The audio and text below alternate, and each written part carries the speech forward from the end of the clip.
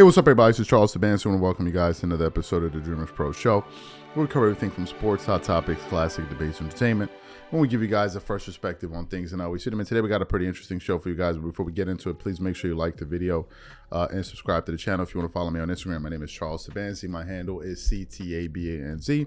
Want to follow the channel? Same name as the channel, DREAMERSPRO on Instagram. And also, if you want today's full show before it comes out on YouTube, it is streaming for free on the DREAMERSPRO podcast pin below. Anyway, let me get into this.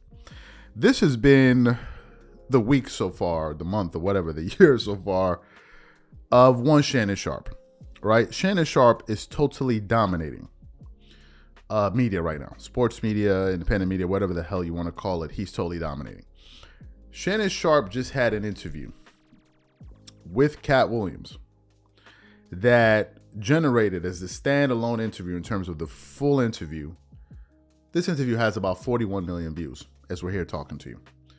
41 million views. The second most watched interview in the history of YouTube. If we look at the aggregate amount of views, meaning the full show plus the clips, my estimation is that number is around 80 million. It's unheard of. Absolutely unheard of. And Shannon Sharpe is really showing you what he can do when he's given some runway, has a great team around him. He could be himself, be creative. He's showing you that he could be the best in the business, or one of the best in the business, with him up there and Pat McAfee, right? It's astonishing.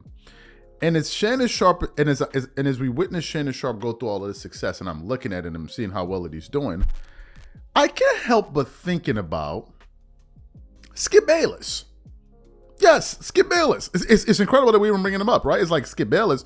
We forgot about Skip Bayless, but Skip Bayless still has a show. Now, why am I bringing up Skip Bayless? As you guys remember, Skip Bayless was the person that vouched for Shannon Sharpe to come on Undisputed to host the show with him, to be his co-host. I believe that show started in 2015, 16 or thereabout. Started a while ago. I think it was in 2015. I could be wrong. And they hosted the show for 6 years. And when they were there for the first few years, they got along wonderfully on television. Great show. I think they were averaging around 165,000 viewers a day on the show. And things seemed to be going well. But as time went on, you could begin to see the cracks in their relationships. You could really see Skip Bayless kind of stretching his legs and showing who the A side of that partnership was. And as time went on, he started to disrespect Shannon Sharpe on his show. Shannon also had his moments with Skip. I don't want to, be unfair, but Skip really started to disrespect his co-host to the point where it reached its boiling point last year. They had a crazy altercate or incident on television. And after that incident, we all knew that this relationship was going to be coming to a close pretty soon. So what happened? The relationship ends. Shannon Sharpe leaves the day after the NBA Finals concluded, and he became a free agent. Throughout the summer, we started hearing various rumors of Shannon Sharpe joining ESPN and blah, blah, blah, blah, blah. So what happens? The news drops that Shannon Sharpe is going to be making regular appearances on ESPN First Take 2 days a week with Stephen A. Smith. The moment that news dropped, it was like a total media frenzy. The weekend before Shannon Sharpe made his debut appearance on ESPN First Take, Club Shay Shay published the podcast with Stephen A. Smith as the guest. Within a 2-day window, a day and a half window, that interview generated about 1.8 million views. And it was at that moment we knew that this thing was going to be electrifying. Then Shannon made his debut on ESPN First Take, and the numbers were astronomical. Some days pulling over 900,000, 850,000 viewers. An audience size that was on certain days 8 to 10 times the size of his former show, Undisputed, who, by the way, went on to replace Shannon Sharpe with an ensemble cast of Michael Irvin, Keyshawn Johnson, Rachel Nichols at points, Lil Wayne at various points, Richard Sherman at various points.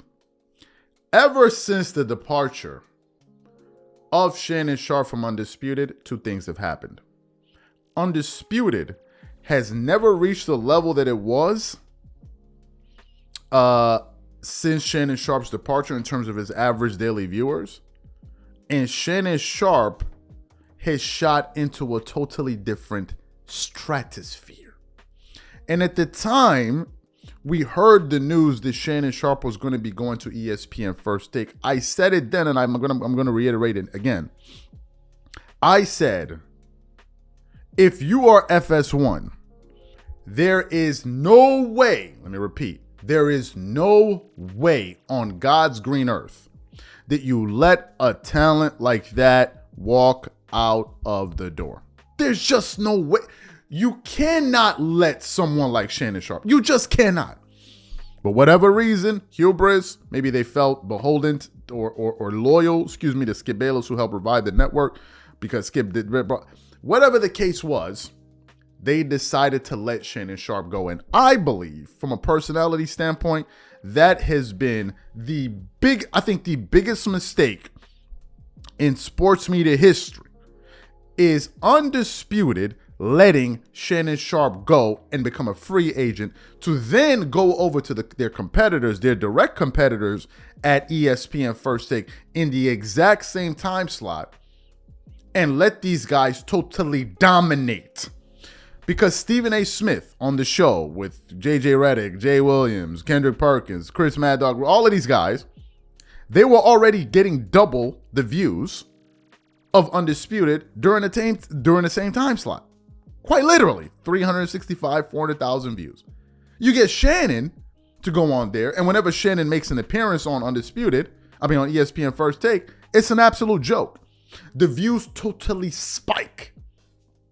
And I'm beginning to wonder, was Shannon being held back by being on Undisputed and having his partner as Skip Bayless? I'm beginning to wonder that. Because now that we see Shannon have the full creative control to go out there and stretch his legs, he's really showing you what he's capable of. And I think that the number one thing that Shannon Sharpe did, which was probably the smartest move he made, was to ensure that he owned the rights or was able to walk away with Club Shay Shay. We're not even factoring that in. That was the single biggest move he has made. Because by being able to leave with Club Shay Shay, he then put himself in a power position to, number one, negotiate a deal with the Volume Podcast Network, I think being ran by Colin Cowherd, owned or ran, whatever it is. And number two, he now put himself in a position to have an interview like he did with Cat Williams that goes viral, and he owns, I guess, the majority of it. So to me, Shannon Sharpe, if we're being totally honest with you, is arguably one of the best businessmen in terms of sports media personalities going. And it ain't really even close. It ain't even close. It ain't hollering Stephen A. It ain't him. It ain't him. It's Shannon Sharpe. If we're talking about it from an independent standpoint, where somebody is not leveraging everything on it. See, Stephen A. Smith's success is highly leveraged upon the fact that he is on ESPN First Take. 5, 6, 7 days, 150 days a week. I'm jesting with because he always jokes about this guy works 6,000 hours a week. Shannon Sharpe is only on ESPN 2, sometimes 3 times a week. But he's still able to pull in these gargantuan numbers off of ESPN on his other platforms. Look at Nightcap with him in Chad Ochocinco. I think that platform is already at 1 million subscribers. His other channel, I think, is at 2.5. Club Shay Shay, 2 million, 2.5 million, whatever, 2.4 million. This is one man. And then if you think about Skip Bayless, he's nowhere to be seen or heard of. No one even talks about his podcast. Nobody. Not nobody. So I think this was the single biggest mistake by FS1 is to let Shannon. There's no arguing around it. If ESPN can find a way to keep Pat McAfee, with him going at top executives, calling them out, there's no way you can convince me that they couldn't. If anything, if you didn't even want him to have a show, give him his own show. Give him his own show and just watch the guy work. He's the best in the business in my personal view. Him and Pat McAfee. And then everybody else comes after them. Him, Pat McAfee. Those are the two. And then everybody else comes behind them. That's just my personal view. I cannot believe they let this guy go. And do not be confused.